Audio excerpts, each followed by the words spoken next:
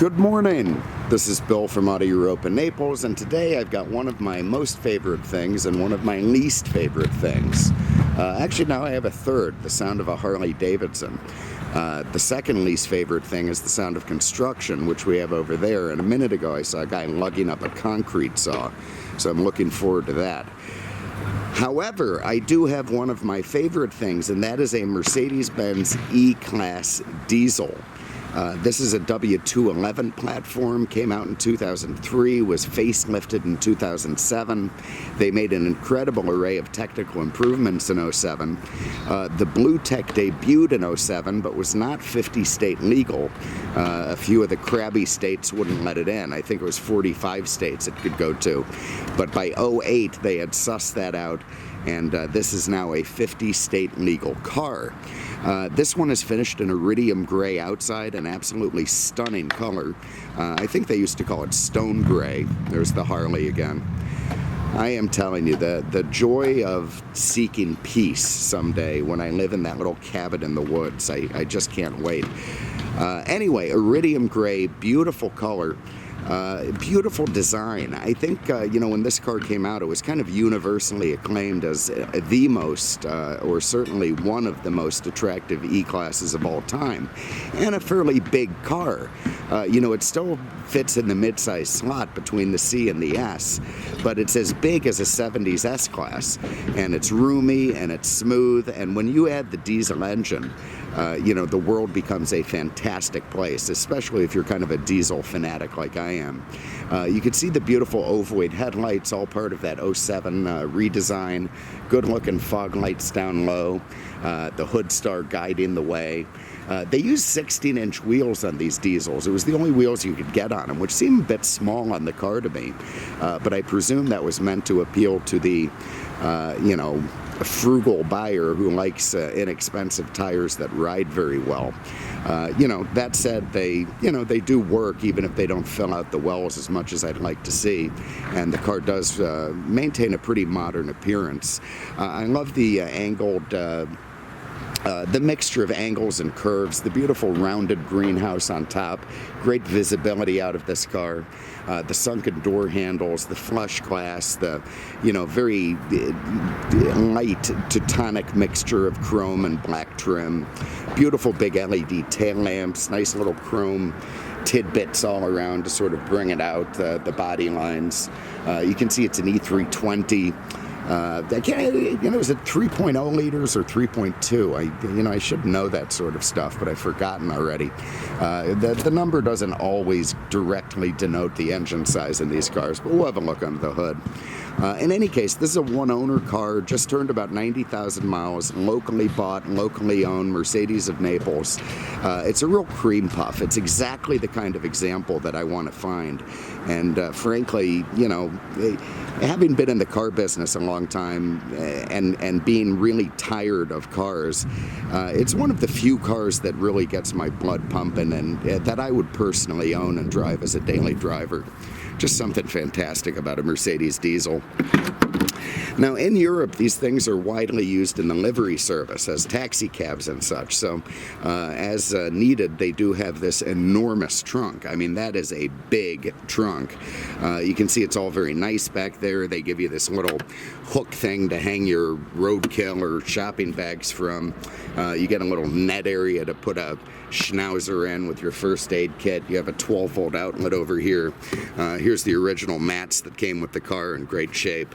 Under that, another little compartment to put stuff. You could probably fit a little Mac 10 under there. Your toolkit, and underneath that guy, in this car, I believe we're going to find the Urea Tank. No, this has an actual spare. Interesting. So under that must be the Adblue Tank, or where the hell do they put it in this car? That's your nav drive. I was under the distinct impression it would be under there, but we'll get into it. Have a look under the hood. Oh, God, do I love diesels. A lot of people still think of diesels as these old 70s and 80s clattering, smoking, slow, terrible sounding engines that, they can't get out of their own way. And of course, that has radically changed. Let's see what we got here. What are we, 3 liters or 3.2? Oh, for the love of God, it should tell us. Yeah, pathetic. You can tell my research has been pathetic. I actually know this motor well, and I'm drawing a blank. Anyway, let's call it a 3.2 liter V6 diesel. It's got a turbocharger nestled between the banks. Horsepower rating is quite low in the, I don't want to say 208, 210, something like that. Torque rating is off the charts. 400 pound-feet of torque this thing has. Not much different from an E63 and way more than an E350. And max torque comes on at about 1600 RPM, making this thing a rocket ship. I mean, it's 0 to 60 time of about 7 seconds, quarter mile time of about 15 seconds. These were the numbers I was getting out of my, Firebird drag car, well, street drag car when I was a kid, driving, and I was fairly happy with them. Now you get it in the family truckster, and all that while turning in incredible fuel economy. The thing gets way up over 30 on the highway. With a soft, gentle foot, you can probably average 30 all around, which is incredible for a big, substantial, mid-size sedan like this. Everything nice under there, all proper. This has never been up north, no salt. Beautifully dealer maintained and ready to go. And what a fantastic diesel engine in this thing. It uses the ultra low sulfur fuel, it uses particle filters, and it uses that Urea Adblue stuff to keep the emissions very much the same as if you had the E350 gas car. So, you get to love the earth and still have a ton of torque under the hood. So it's a very nice feature. Nice big sunroof up top, little shark fin antenna. Okay, here in the back, beautiful color combination, gorgeous. I love the dark and light tan together. These are BlueTec seats, which are, nobody will ever know they're not leather, and frankly, they're indestructible. If there's ever a nuclear holocaust, the only thing you'll see left on the planet are cockroaches and Mercedes BlueTecs. Like the contrasting seat belts, the 3 little headrests back here, you can pull those up, they'll click into place, and then there's a button in the front that'll drop them. Headliner nice and tight, big sunroof there. You can see it has a rear sunshade that'll come up. We've got probably a pass-through into the trunk, but I haven't looked. But you do have this little center console here, nice place to put a 9mm and some pens, maybe some paper clips, and also has a little cup holder that pops out. So all very lovely. You also got little pockets at the back of the front seats, and for legroom, very cleverly, they've put these little knee holes in the front seats, so even Mean Joe Green can sit back there and be relatively comfortable. Lovely design on the door panel with the swooping curves coming from one way or another, the lovely wood with the chrome trim, the beautiful looking oval switches, trick little ashtray that pops out. You got rear airbags, a little mat pocket down there. Very, very nice accoutrements in this car. Beautiful fit and finish, beautiful materials, all very befitting of a, would be a basically 60 grand Mercedes sedan.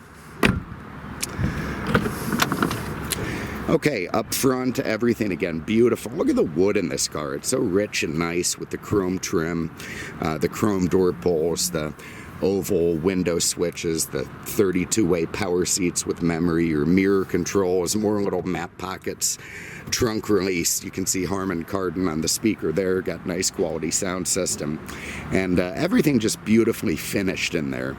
The seats, typical Teutonic stuff. They're a little bit firm on the rump when you sit down, and then you find out they're about as comfortable as seats can be. So incredibly well-designed, well-engineered seating in a Mercedes. Always has been. And a lovely solid thud when you close the door. So let's fire this thing up. Now, in the old days, you'd have to glow plug these things, and it would take forever. My old diesel wagon on a cold morning, you turn on the glow plugs, the little curly Q thing comes on for, 30 seconds before you can really fire it up. Not so with this. You do get a little glow plug sign, but even on a 59-degree morning, it's just instant. It's not a problem. My understanding is that even down to 20 below, the thing is still going to be a fairly instant start. So that's a very nice diesel feature that is not true of diesels of the past. Here you can see automatic headlights, very nice. Here's a complaint I have about the Mercedes, this one in particular. Here's your signal stalk and wipers and such. Here's your cruise control, and it's really easy to hit resume on the cruise control thinking that you're hitting the turn signal, and of course then the car starts accelerating. It takes you by surprise a little bit, and you figure it out really quick. Tap the brakes, it's off. But Mercedes should know better. They should be better at ergonomics than having those two stalks that close together. The instrument cluster is kind of fascinating to me. You've got nice little chrome surrounds. You've got a driver information center in the middle, your trip computer, your phone, your temperature, satellite nav, that sort of thing. You've got an analog clock off there to the left and a tach over to the right, and then your fuel gauge and your temp gauge are just these tiny little digital bars that aren't really that easy to see in a hurry. Look at that, average fuel economy 29.5, so incredible mileage in these cars. Anyway, I wish they would have maybe made the clock a little digital thing somewhere and just made a bigger temp or fuel gauge. This does have the upgraded wood and leather steering wheel, very nice, beautiful to touch, all very lovely. You've got your dual side climate control here, hot side hot, cool side cool, his and hers. You've got Mercedes-Benz cockpit management and data system, also known as Command.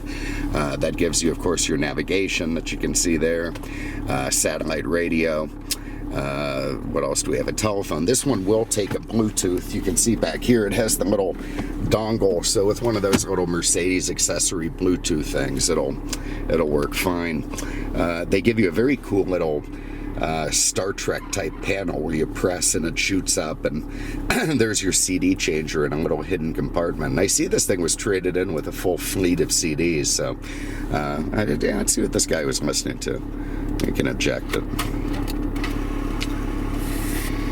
What do we got? Let me put my glasses on to read it. I still can't read it. Made in Austria. Okay, so I'm starting to suspect that a German owned this car. Let's eject CD2, see what we got.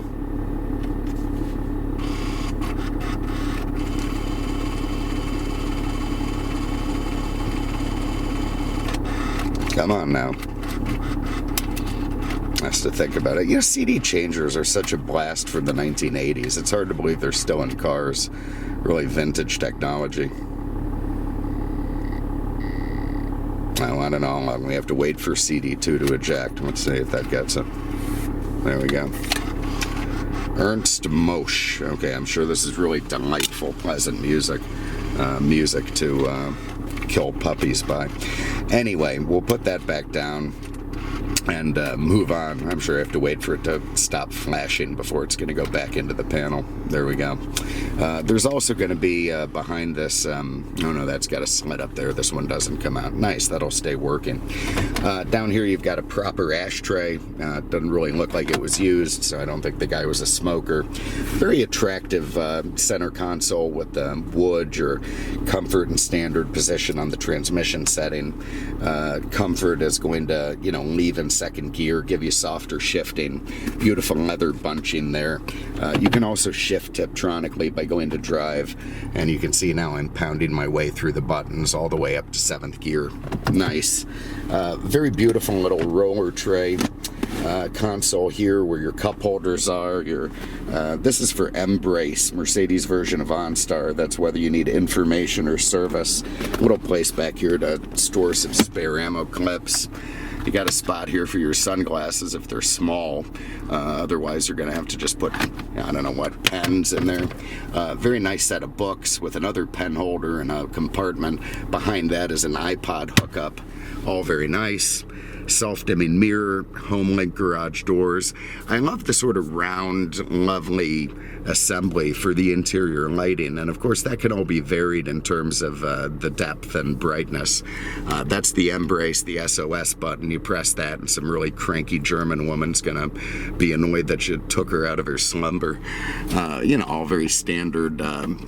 Sun visor is a place to put a insurance card, also a second sun visor if you need to move this one over to the side. You can still block the front, so all very well engineered there. A slider on the sunroof so you can get a glass roof, or you know, put it all the way back and get you know, you vent it up, or whatever the hell I'm doing here, or close it entirely. All right, let's go for a spin. And of course, that is the most fun. If you're a diesel guy, let me tell you, you are gonna love driving this thing around. It's very quiet for a diesel, but gives you just enough oomph so you know it's there. But your wife may be fooled. And man, does it have torque! There's that 0 to 60 speed. I mean, at 1600, you got all the torque on tap. The thing's pulling like a freight train, and it's just an absolute treat to drive around. But I'll tell you where it really comes into its own is on the highway. I mean, when you're running at, you know, 75 miles an hour, you're turning about 2,000 RPM. It has the same final drive ratio as the E550 and the E63. And then you nail it because you need to pass the car in front of you. It responds. I mean, you get a kick in the gut, it moves your head back a little bit, and it goes into full-on freight train mode. Give a little bit of that here. It'll just pull and pull. I mean, what an incredible machine for cruising the highways. So you really, again, I know I say it all the time, but with this thing, you get your cake and you get to eat it too. I mean, you get fantastic mileage. You get Mercedes pre-safe, you know, with airbags everywhere. So it senses collision, runs the windows up, the sunroof, it closes, you know, tensions the seat belts and prepares for disaster. You know, you get all that safety, all that economy, all the Mercedes comfort and luxury in a beautiful, lovely styled package with incredible fit and finish and just very nice Mercedes accoutrement. So there it is. This is a one-owner, local car, 90,000 miles, Mercedes in Naples since new. Beautiful color combination. It's the upgraded 211, so it got all those refinements that came out in 2007. You know, this is a champion and 50 state legal. So if you have an interest, give us a call, 239-298-8000, on the web at aenaples.com. Thank you so much for having a look. We appreciate it, and we will see you with the next one. Take care.